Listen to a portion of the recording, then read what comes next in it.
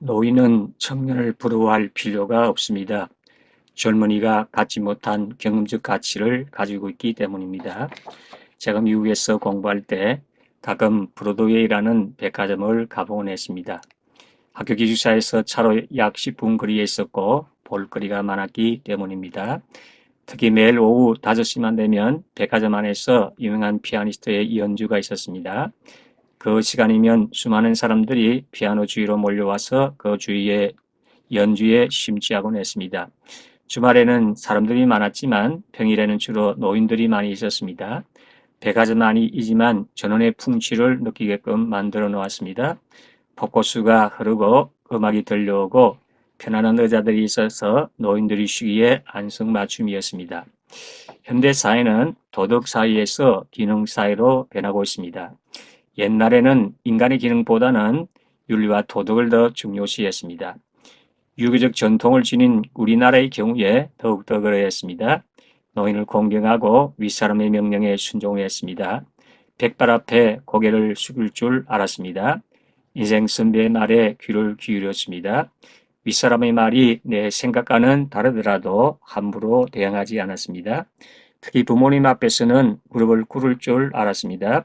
못된 놈이란 소리를 들을까봐 겁을 내며 쉬쉬했습니다. 아직도 이런 미풍이 사라진 것은 아니지만 약화된 것은 사실입니다. 생로병사란 말이 있습니다. 인간은 태어나고 늙고 병들고 죽는다는 의미입니다. 이것이 인간의 본질입니다. 여기에 예외가 없습니다. 어쩔 수가 없습니다. 누구를 원망할 수도 없습니다. 인생이 거쳐가는 과정입니다. 너무나 당연한 일입니다. 죄의 결과인 죽음을 향하여 걸어가는 길입니다.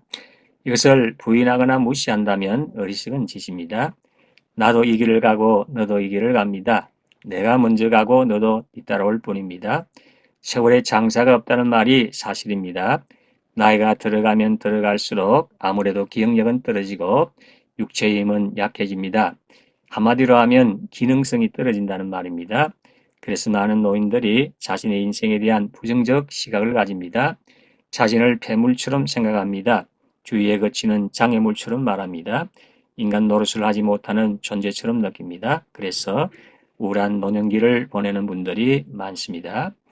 프랭클에 의하면 미래는 잠재적 가능성을 가질 뿐입니다. 확실한 것이 아닙니다.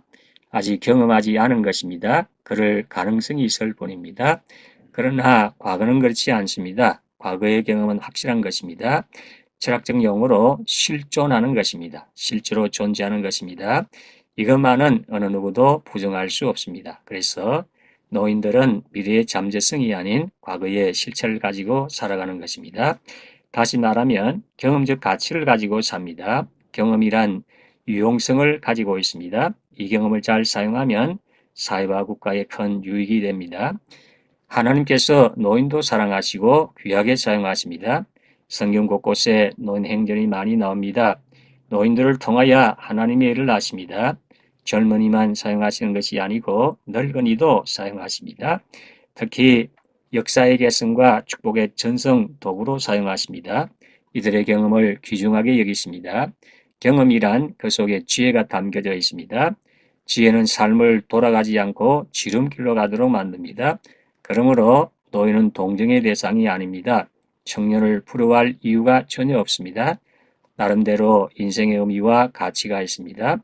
얼마 남지 않은 시간들을 헛되이 보내서는 안 됩니다. 어르신들 힘을 내십시오.